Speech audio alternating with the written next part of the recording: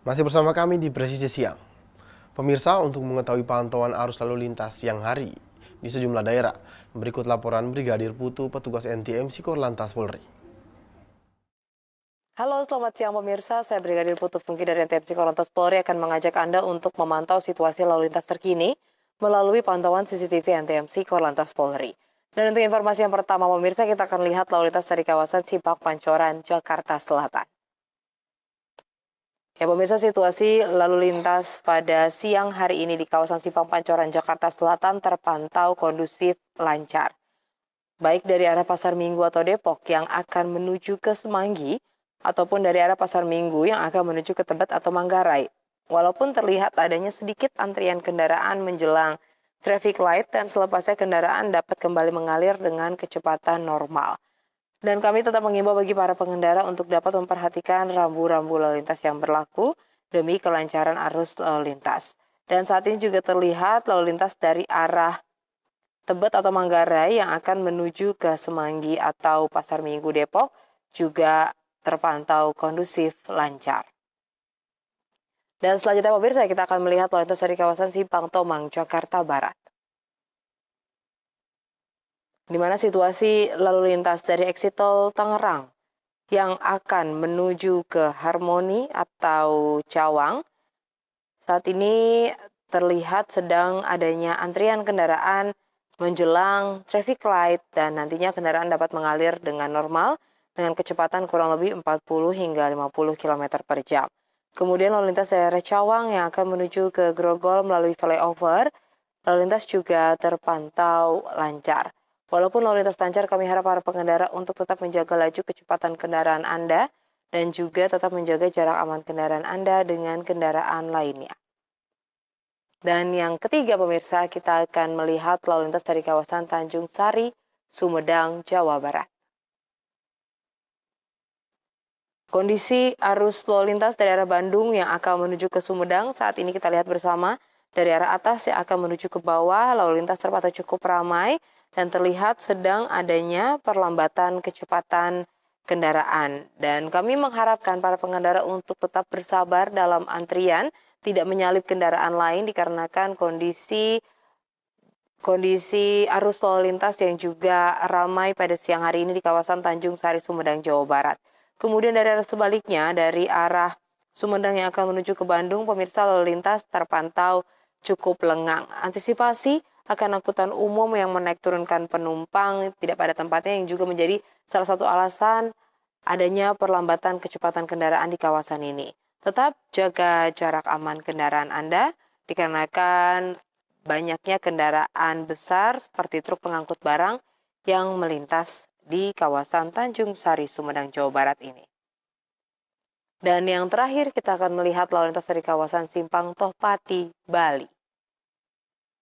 Di mana kondisi arus lalu lintas dari arah Gatot Subroto Barat yang akan menuju ke Sanur atau dari pantauan CCTV kita lihat dari arah kiri yang akan menuju ke kanan, lalu lintas terpantau lancar. Setelah antrian traffic light, kendaraan kembali dapat mengalir dengan kecepatan normal.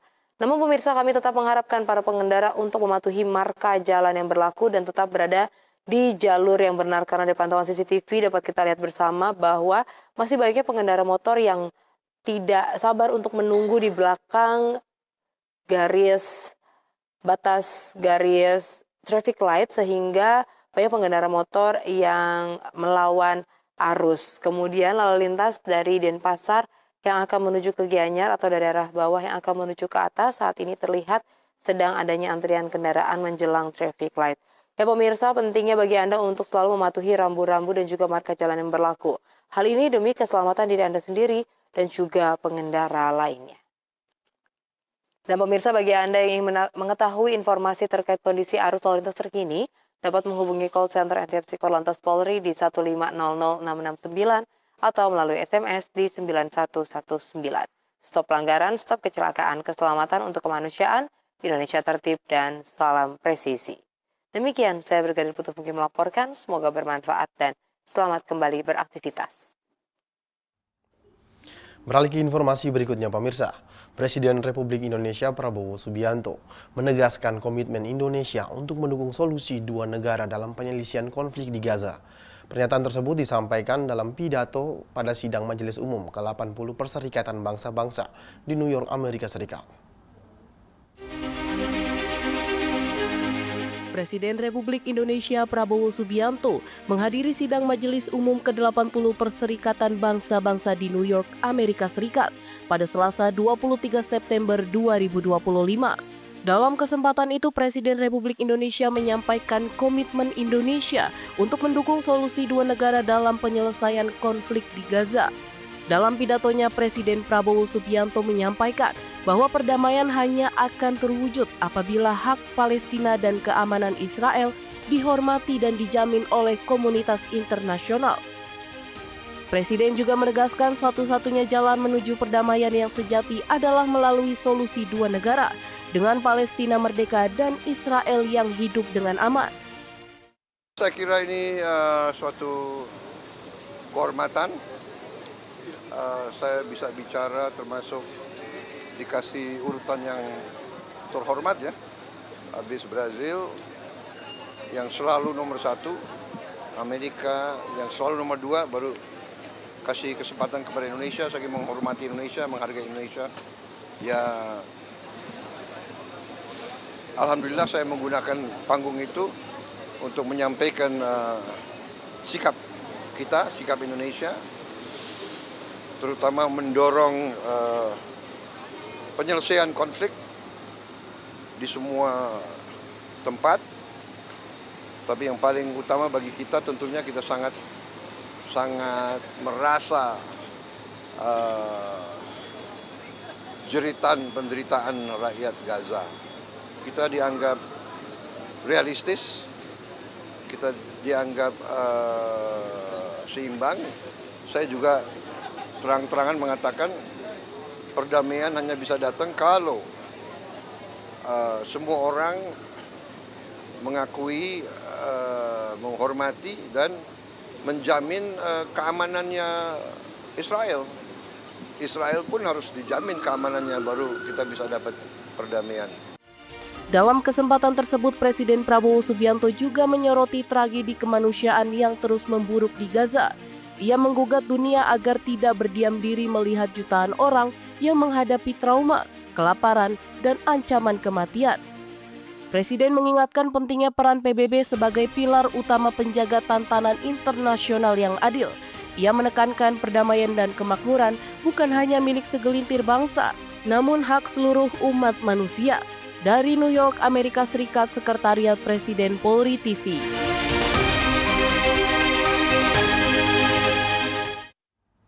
Dan pemirsa, Kadif Humas Polri Irjen Pol Sandi Nugroho resmi membuka kegiatan pembinaan kesehatan mental personel dan ANEF kinerja bidang kehumasan tahun 2025. Dalam kegiatan ini, Kadif Humas Polri menekankan pentingnya refleksi diri bagi personel humas untuk meningkatkan kualitas pelayanan kepada masyarakat.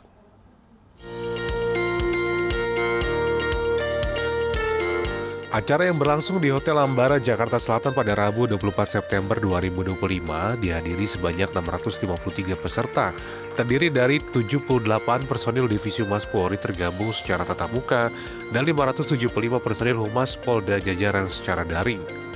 Dalam arahannya, Kadif Humas Polri menegaskan bahwa tugas kehumasan yang berat dan kompleks harus didukung kondisi mental dan fisik yang sehat. Melalui forum ANEF ini, jajaran Humas Polri diajak untuk melakukan refleksi atas kinerja, mengenali kekurangan dan menyusun strategi yang lebih baik ke depannya. Alhamdulillah, berkat kerjasama kita semua, berkat dukungan semua stakeholder, dan dukungan doa dari semua pihak, sehingga Indonesia masih tetap aman, Indonesia tidak bergejolak berkepanjangan, tetapi bisa berangsur-angsur bisa kita perbaiki, dan kita mantapkan Kamtibmasnya untuk kita bisa melaksanakan tugas dengan baik, untuk bisa melayani masyarakat dengan baik. Masyarakat bisa bekerja, bisa berekspresi, bisa beribadah sesuai dengan agama masing-masing, dengan tenang, nyaman, karena situasinya adalah aman. Korelasi itu semua kita gabung dengan kegiatan hari ini, kita meningkatkan kesehatan mental kita, dan kita juga ANEF apa yang sudah kita kerjakan, apa yang belum kita kerjakan, sehingga nanti berkorelasi. Masalah informasi di luaran, ada kegiatan di luar ada isu, ada informasi yang lain-lainnya, itu menjadi masukan yang berharga buat kita semua untuk merefleksi, untuk mengintrospeksi diri, sehingga apakah yang sudah kita kerjakan tadi sudah sejalan ataupun sudah sesuai dengan SOP, sudah sesuai dengan ketentuan, ataupun masih banyak hal yang perlu kita perbaiki. Kadif Humas Polri juga mengingatkan bahwa profesi kepolisian adalah profesi mulia yang harus dijalani dengan tanggung jawab. Setiap personil diingatkan untuk tidak menodai kemuliaan tugas dengan hal-hal yang tidak bermanfaat atau penyimpangan. Berbagai peristiwa yang terjadi belakangan menjadi pembelajaran penting bagi Humas Polri untuk melakukan mitigasi dan peningkatan pelayanan informasi. Oleh karena itu, dengan adanya kita belajar, dengan adanya kita berlatih, dengan adanya kita mengikuti kegiatan seperti ini, menjadi bagian untuk merefleksi diri yang belum segera kita perbaiki, yang kurang segera kita sempurnakan, sehingga ke depan harus lebih baik, dan lebih baik lagi. Rekan-rekan yang kami hormati dan kami banggakan, pada hari ini kita sengaja mengundang ahlinya ahli, core of the core, dari ASQ untuk memberikan pencerahan buat kita semuanya, sehingga kita bisa lebih percaya diri, lebih yakin bahwa apa yang sudah kita kerjakan sesuai dengan bidang tugas kita masing-masing bisa lebih bermanfaat lagi ke depan dan bisa lebih menginspirasi bahwa tugas kepolisian adalah tugas yang sangat mulia. Profesi kepolisian adalah profesi yang mulia. Maka dari itu jangan nodai kemuliaan profesi kepolisian dengan hal-hal yang tidak bermanfaat ataupun hal-hal yang menyimpang. Melalui pembinaan kesehatan mental personil dan ANEF bidang kehumasan tahun anggaran 2025 ini, diharapkan anggota Humas Polri mampu untuk terus menjaga citra positif dan memperkuat kepercayaan publik terhadap institusi Polri. Dari Jakarta, Aisyah Baharsyah, Andi Putra melaporkan untuk Polri TV.